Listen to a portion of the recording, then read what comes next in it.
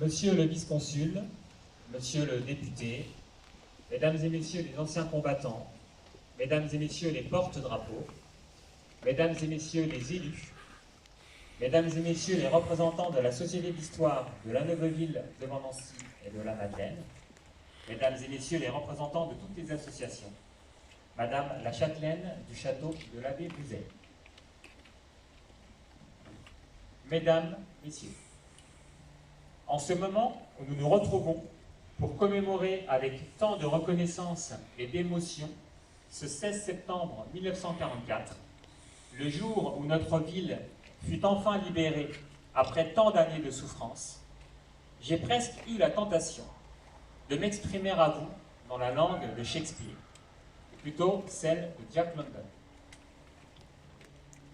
Mais, en dehors du fait que cet exercice me serait difficile, mais pas impossible, je me suis tout de même rangé au fait que la langue française était la mieux indiquée pour transmettre et faire revivre un peu de notre histoire. Celle qui nous est propre à la Neuveville de Nancy, celle de notre pays, la France, celle de l'Europe, et finalement, une plus vaste encore, qui nous relie à l'autre côté de l'Atlantique. Jusqu'en 2020, nous célébrions le 16 septembre avec chaque année autant de ferveur.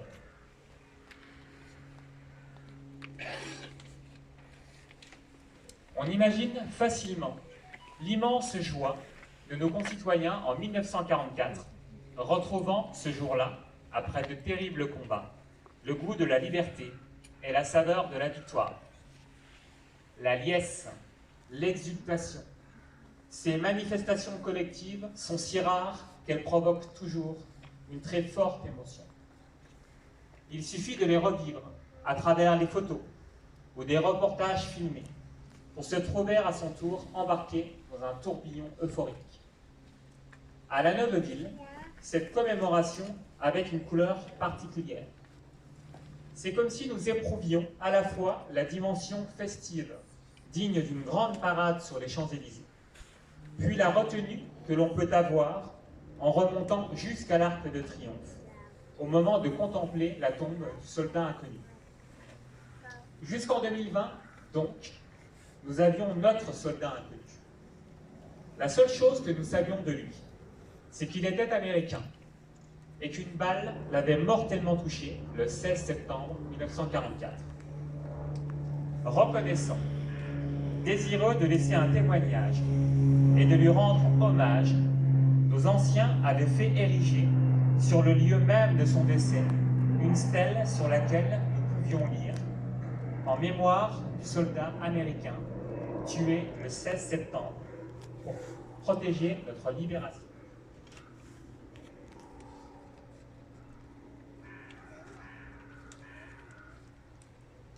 Nous avions donc ainsi, à notre manière, à la Neuveville, notre soldat inconnu. Celles et ceux qui ont vu le film « La vie et rien d'autre » de Bertrand Tavernier ne seront pas étonnés de ce qui s'est produit par la suite. Dans ce film, Philippe Noiret joue le rôle du commandant de la Plaine.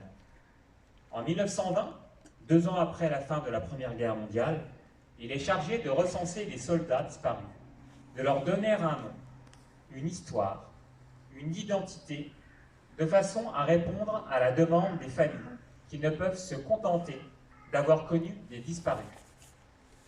Sa hiérarchie lui ordonne de procéder à la recherche du poilu, qui deviendra le soldat inconnu, sous l'Arc de Triomphe. Il s'y oppose, se situant du côté de la vie et rien d'autre, des vivants qui, coûte que coûte, cherchent à savoir ce que leur proche est devenu. Notre ami Jean-Pierre Imbert, ici présent, que je salue, est de la trempe du commandant de la Plaine, et notre société d'histoire locale a poursuivi la même quête que le grand réalisateur Bertrand Tavernier.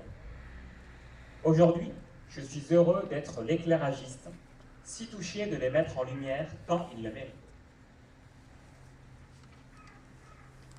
En effet, Jean-Pierre Imbert a réussi l'exploit de donner un nom à notre inconnu, et des membres de sa famille âgés mais toujours vivants ont été contactés. Cette suite est bien sûr très émouvante. Elle l'est d'autant plus qu'une photo prise la veille de la mort du combattant par une jeune femme, illustration évocatrice de 2 soldats de la Libération dans un parc, a facilité grandement la tâche de nos Sherlock Holmes. Au terme d'un travail salutaire, nous savons aujourd'hui avec certitude que notre héros se nommait Jesse McKinley Patton, qu'il est né en 1923 aux États-Unis, dans la ville de Monticello, dans le Kentucky, une ville d'environ notre taille, dans le comté de Wayne. Il est entré en service le 5 novembre 1943. Dans l'armée, il s'est marié avec Anna Woody avant de venir en France avec son unité. En septembre 1944, il se trouve dans notre commune avec le 137e régiment d'infanterie, le 2e bataillon. Il avait seulement 22 ans le jour de sa mort. Et nous savons aussi qu'il avait à l'époque de cette découverte un frère et une sœur, toujours vivants. Cette formidable enquête menée par Jean-Pierre Imbert a eu un très large écho chez nos amis américains qui attachent un prix extraordinaire à ses destinées militaires. À Monticello, Jesse McKinley Patton fait désormais partie des héros de la dernière guerre. Ses proches et sa famille connaissent l'ultime chapitre d'une vie bien trop courte, mais si droite. Je remercie chaleureusement de sa présence parmi nous, le vice-consul des États-Unis à Strasbourg, qui s'est déplacé spécialement pour l'occasion, témoignant ainsi de sa reconnaissance pour cette histoire commune de nos 2 pays. Nous fêterons toujours à La Neuveville le 16 septembre, non seulement comme la libération de notre ville, mais comme la naissance d'une amitié éternelle. En notre nom, à toutes et à tous, merci à tous les combattants de la liberté.